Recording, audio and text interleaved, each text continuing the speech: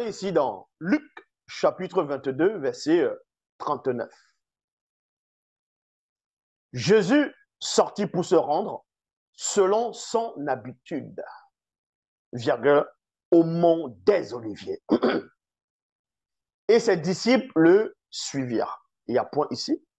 Donc, quand on dit selon son habitude, c'est-à-dire que ce n'est pas la première fois qu'il va poser ses pieds, qu'il va aller sur le mont des Oliviers.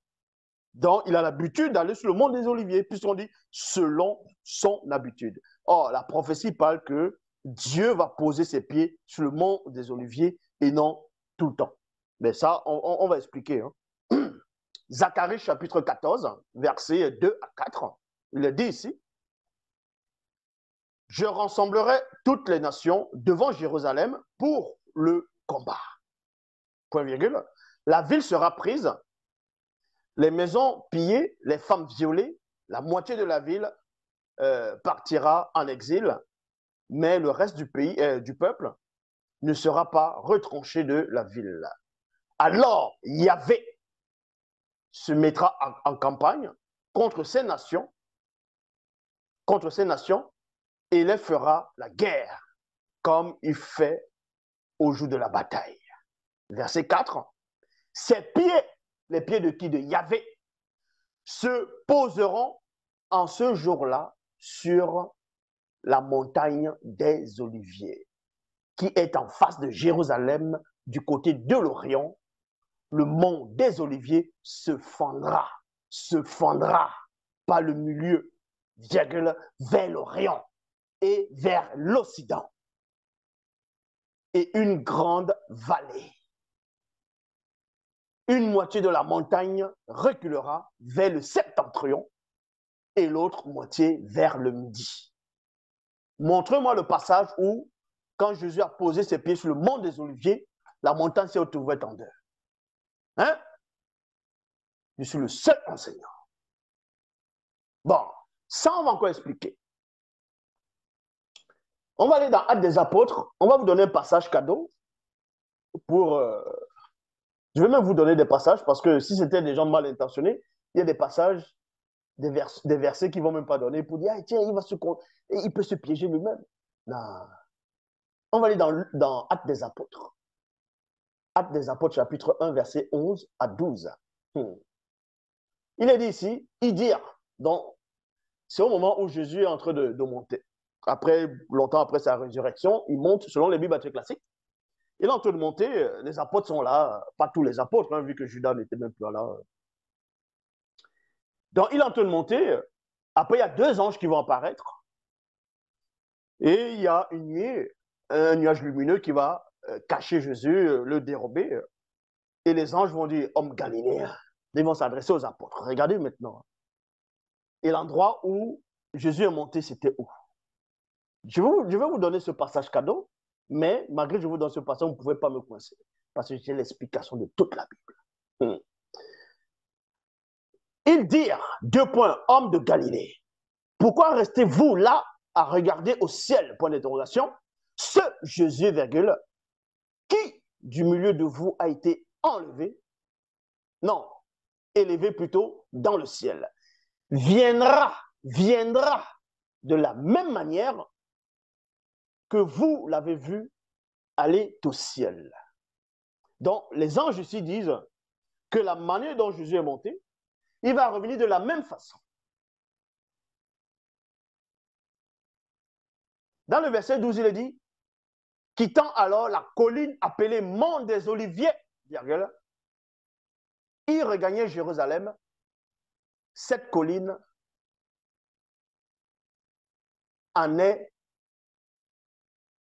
est en distante que d'un chemin de sabbat.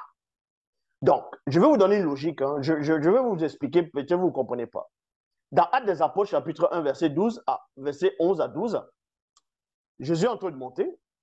Il est sur le mont des Oliviers. Selon le passage qu'on veut nous montrer dans le verset 12, il était sur le mont des Oliviers. Sur le mont des Oliviers. Et il monte. Après le diable, je le dérobe. Les deux anges apparaissent. Il dit, homme galiléen, pourquoi regardez-vous ce Jésus monter? C'est de la même manière qu'il va revenir. Donc, admettons que Jésus revienne de la même manière, mais en tant que souverain Dieu, comme vous le pensez, il revient de la même manière. Donc, logiquement, en revenant de la même manière, il doit reposer aussi les mêmes pieds sur le mont des Oliviers. Et c'est là où Zacharie confirmera que c'est lui qui est Yahvé, où Yahvé viendra, il va poser les pieds sur le mont des Oliviers. Mais non, mais non, mais non. On va expliquer cela. On va vous montrer que quand Jésus vient, vous allez voir comment il viendra, selon les Bibles classiques. Il ne va pas venir pour poser encore ses pieds sur le mont des Oliviers. N'importe quoi. Parce que le monde des Oliviers, si vous pensez que Jésus viendra dans combien de millions d'années, vous pensez que le monde des Oliviers existera encore. Mais bon. Dans Matthieu chapitre 24, verset 27, il est dit, en effet, quand le Fils de l'homme viendra, ce sera comme l'éclair qui jaillit du levant et illumine tout jusqu'au coucher, au couchant plutôt. Dans Matthieu chapitre 24, verset 30 à 31, il est dit ici, alors le signe du Fils de l'homme apparaîtra dans les cieux et tous les peuples de la terre se lamenteront et verront le Fils de l'homme venu sur les nuées du ciel dans toute sa puissance et gloire et sa gloire. La grande trompette sonnera et il enverra ses anges. Il enverra ses anges. On n'a pas dit lui, il va descendre pour rassembler. Donc, il enverra ses anges, ceux qu'il a choisis aux quatre coins du monde, de l'extrémité de la terre jusqu'à l'extrémité des cieux. Bon, on va d'abord expliquer cela. Ils vont essayer, je vais vous donner dans Deutéronome chapitre 30, à partir du verset 4, il est dit ici, serais-tu banni de l'extrémité des cieux, de la terre, non, des cieux, virgule, de là même, Yahvé, ton Dieu, te rassemblera et il viendra t'y prendre. Donc, ils vont faire croire aux gens que Deutéronome 30, verset 4, parle de Matthieu 24. Non, je vais vous démontrer ici que Deutéronome 30, à partir du verset 4, ne parle nullement de Matthieu 24. Parle de deux choses différentes. Pourquoi? Dans Matthieu chapitre 24, à partir du verset 30 à 31, parle, c'est-à-dire quand les anges, dans le verset 31, va rassembler les fidèles, on va dire entre guillemets de Jésus, dans tous les coins de la terre. Ce n'est pas pour revivre la vie terrestre. Ce n'est pas pour revivre encore sur la terre. On n'est pas en train de parler des rêves millénaires ici. Ce n'est pas pour revivre une vie encore de la terre, de retravailler, de dormir, de manger, de tout ça. Mais quand tu ressuscites, tu as le corps glorieux. Tu n'as plus besoin de faire les choses que tu faisais avant. Mais bon. Tandis que Deutéronome, quand Dieu va rassembler son peuple, parlait pas du paradis ici. Il va les rassembler pour qu'ils partent dans un endroit précis, toujours sur la terre. Vivre toujours sur terre. Donc, c'est deux choses. Dans Matthieu 24, 30 à 31, on parle qu'on vient chercher des personnes dont l'enlèvement pour aller dans le paradis. Tandis que Deutéronome 4, verset 30, Deutéronome 30, verset 4, ne parle pas de ça. Donc, on va lire ici. Serais-tu banni à l'extrémité des cieux, de là même, Yahvé ton Dieu te rassemblerait et il viendra t'y prendre. Yahvé ton Dieu te rassemblera dans le pays que possédaient tes pères.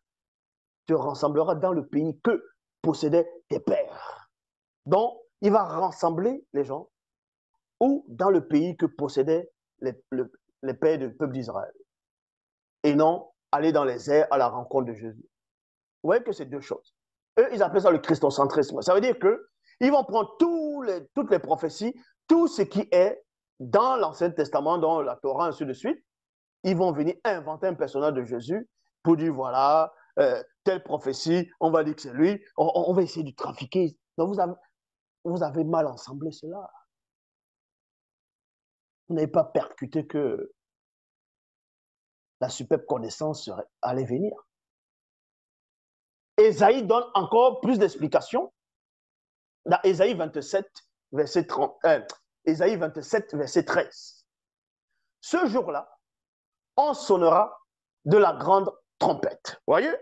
Voilà ce qu'ils vont mettre dans Matthieu 24, que non, les anges vont venir, ils vont siffler dans les trompettes, brrr, ils vont rassembler des gens. On parle de ça dans 1 Thessaloniciens, chapitre 4, verset 16 à 17, où à la voix d'un archange, ainsi de suite, le son de la trompette, les morts en Christ vont ressusciter. Isaïe ne parle pas de ça. Il ne parle pas d'une trompette spirituelle. Là, c'est une trompette physique. Hein, dans Isaïe. Donc, ils vont prendre l'histoire que certains prophètes ont écrit, rédigé, pour un peuple terrestre qui devait vivre la condition de la chair. Ils vont prendre, ils vont inventer Jésus, ils vont inventer tout. Après, ils vont trafiquer. Pour dire non, Isaïe parlait comme ça, là. Voici les petits versets. Les gens vont regarder, vont dire yes. Non. Isaïe chapitre 27, verset 13.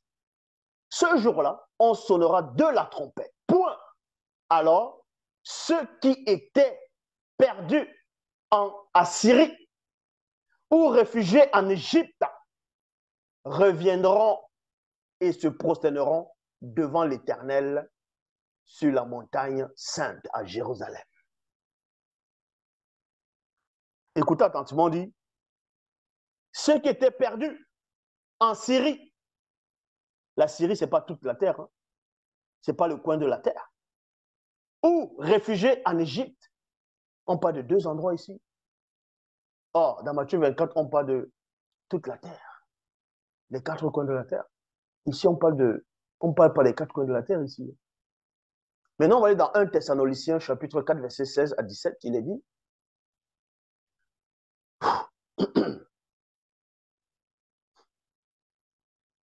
on entendra un cri de commandement, virgule, la voix de l'archange et le son plutôt de la trompette de Dieu.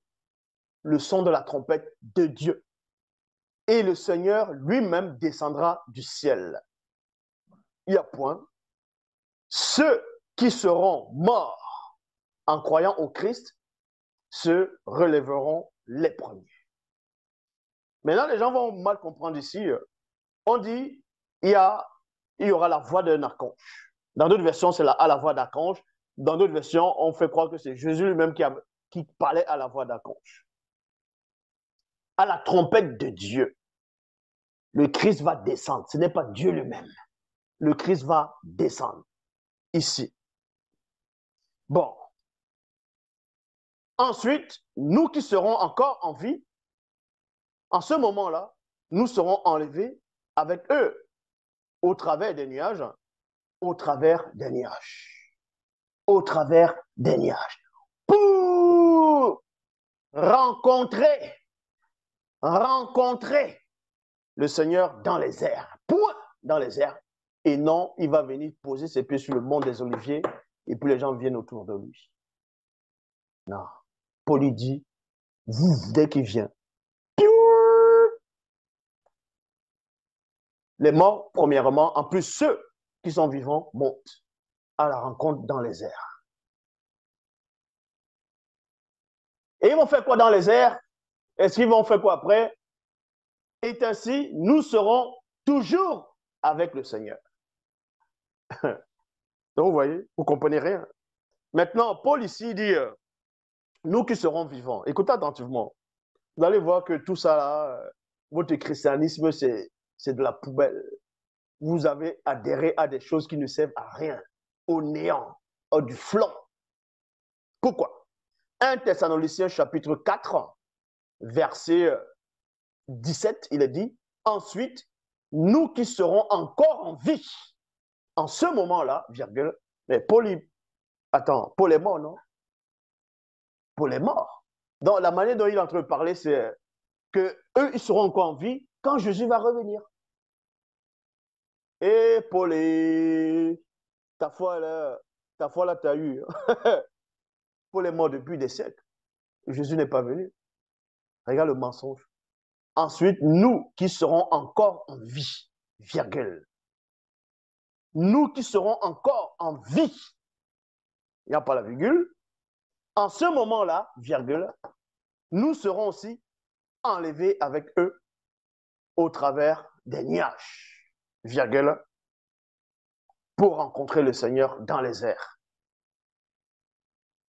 On ne dit pas ici que les vivants là sont dans le séjour des morts. Il parle de ceux qui sont encore en vie. Et il fait la distinction entre ceux qui ont connu la mort, qui vont ressusciter, et non pas des vivants qui sont encore sur la terre. Et Paul, il s'y comptait dedans. Il dit, nous, il s'adresse à ses auditeurs, nous qui serons encore en vie en ce temps-là. Voilà.